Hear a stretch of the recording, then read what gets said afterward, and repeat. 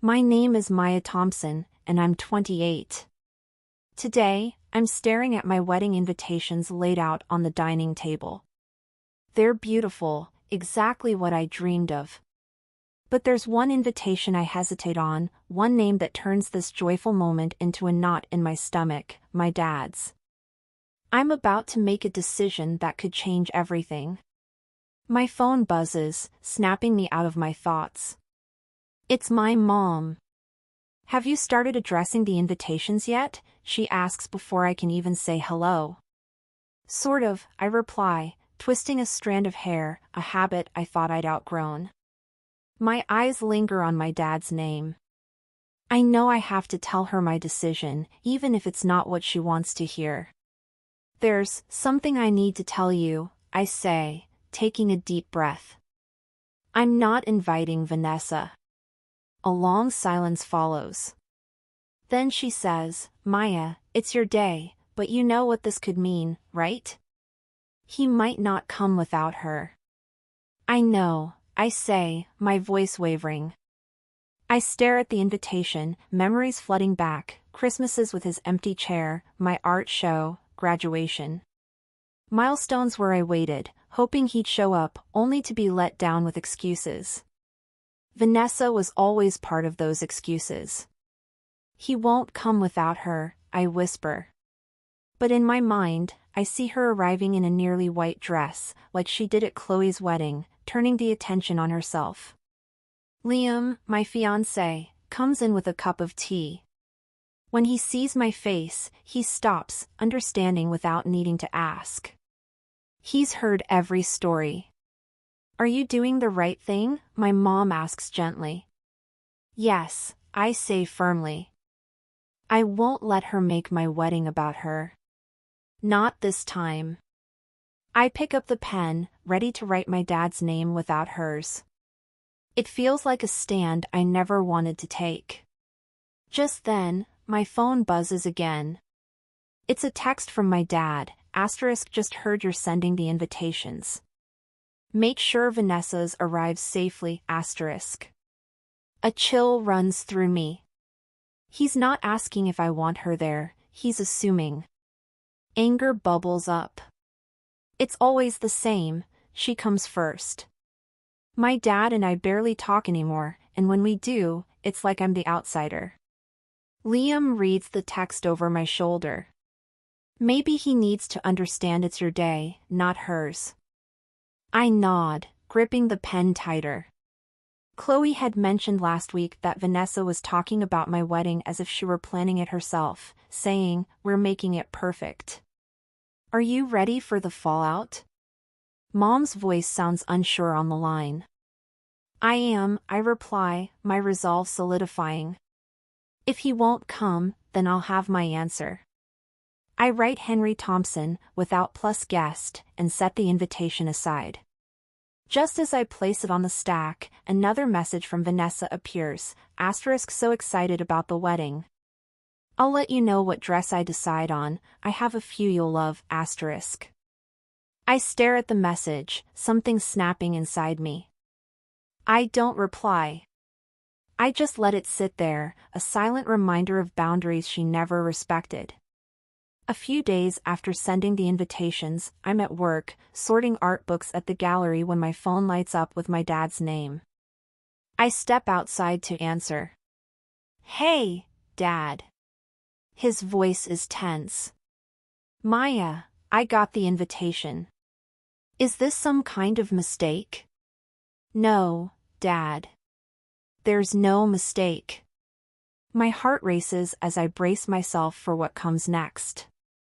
Silence fills the line, thick and heavy. "So, you're telling me you didn't invite Vanessa?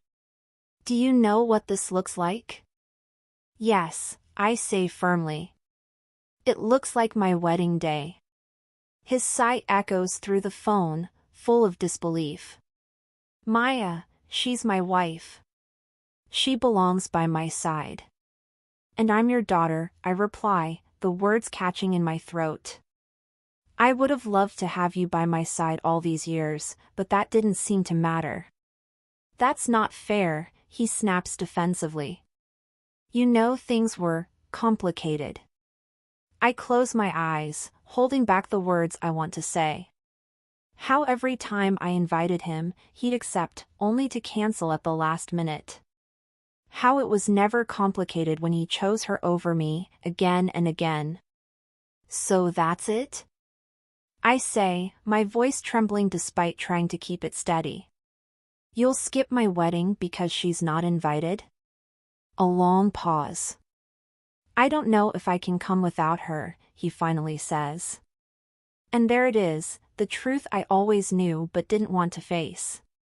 Dad, I've waited my whole life for you to choose me, just once, I say quietly. If you can't do it now, on my wedding day, then maybe it's time I stop waiting. Before he can answer, I hear Vanessa's voice in the background, low and familiar. I can almost picture her, hovering, listening. My jaw tightens. She's always there, like a shadow. Can we talk about this over dinner? He asks, but I know he means dinner with her. No, I say firmly. If you want to talk, it's just you and me. Friday at 7. Carlos.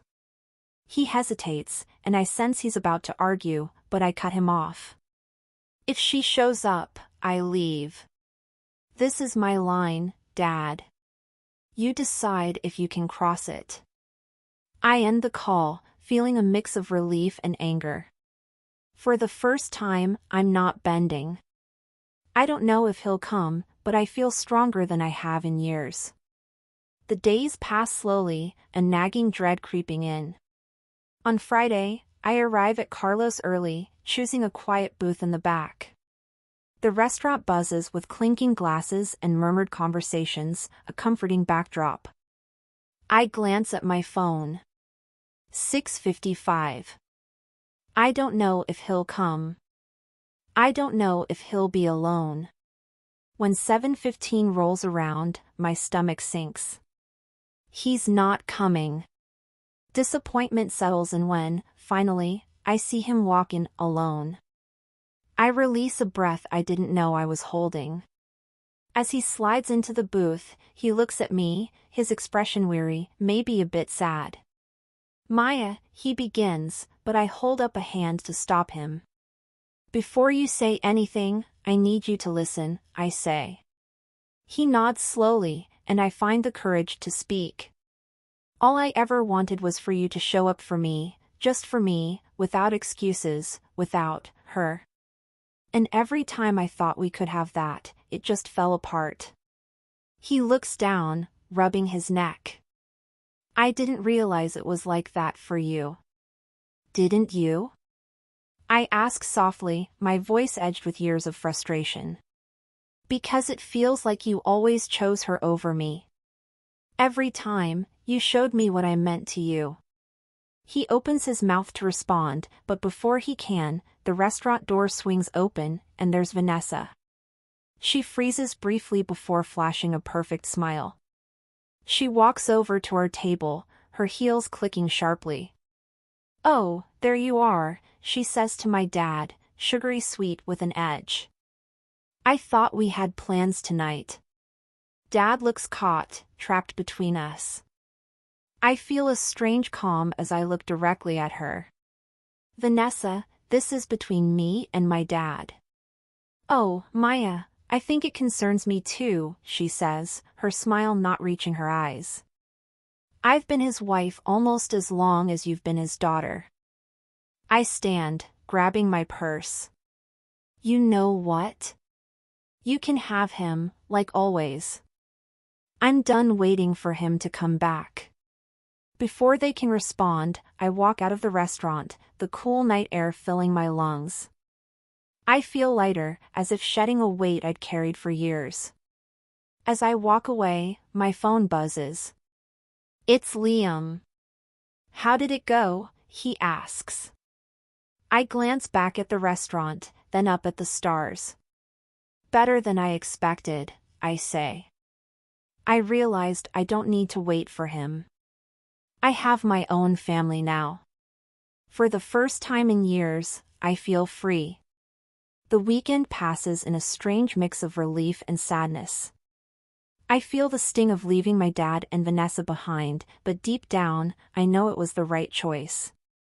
I've spent years feeling like an outsider, and now, finally, I've drawn the line. On Monday, I'm at the gallery, preparing for an art installation when my phone buzzes with a message from an unknown number. Curious, I open it. Maya, I thought you should know what Vanessa's been planning. I overheard her at the book club. She's making sure your dad doesn't come to the wedding, no matter what. Rachel, Rachel? I recognize the name as one of Vanessa's close friends.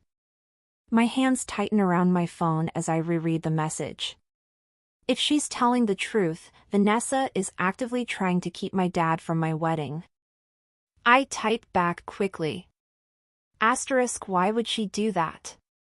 What did you hear? Rachel responds almost immediately. She's waited years to have him to herself and doesn't want to share. She's planning a medical emergency to keep him occupied on your wedding day. My blood runs cold. Vanessa has always been possessive, but to sabotage my wedding? Before I can fully process this, the gallery door swings open, and my dad walks in, looking weighed down. He rarely visits me at work, and his presence feels surreal. Dad? I say, surprised. He nods, clearing his throat. Maya, can we talk? I glance at my watch. I have a few minutes. What's going on?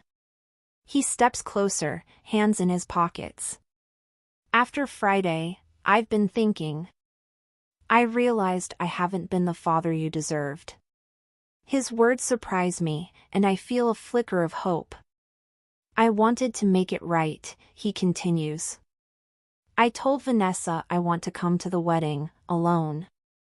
The hope inside me grows. Maybe, just maybe, he's finally choosing me.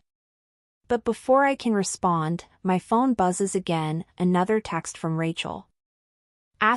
One more thing.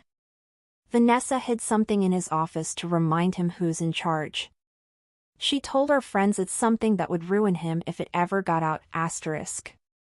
My hands shake as I read Rachel's message. I look back at my dad, a knot forming in my stomach. Dad, are you hiding anything for her? He stiffens, his expression guarded. What do you mean? I hold up my phone, not showing the text but letting him know I know something. I think Vanessa's keeping secrets from you.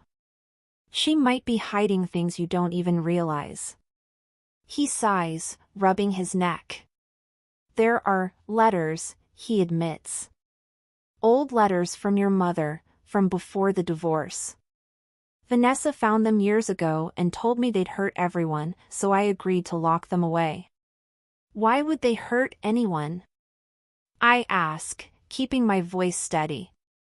Because, he says, hesitating, your mother knew about the affair before the divorce. She tried to forgive me for your sake, but I still chose Vanessa.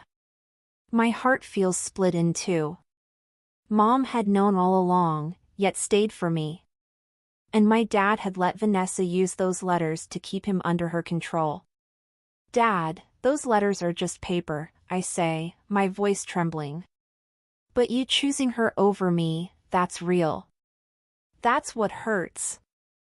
He looks down, years of regret etched on his face. I want to come to your wedding, Maya. I want to be the father you deserve. I take a deep breath, gathering the strength I've found over these past days. Then do it. Show up. Leave the past behind and be there. He nods, and for the first time, I see determination in his eyes. The night before the wedding, I'm finalizing details when my phone buzzes again. It's Rachel. I just found out Vanessa plans to make a scene if she doesn't get her way. She'll try to stop the whole thing, Maya. be ready. I close my eyes, feeling a familiar ache of frustration. It's almost laughable how far Vanessa will go to keep my dad under her control. But this time, I'm prepared. I call my mom. Mom, Vanessa might try something tomorrow. Can you be ready? Absolutely, she says, her voice steady. We'll be ready. The next day, as I walk down the aisle, my heart feels lighter. Near the front, I spot my dad, seated alone.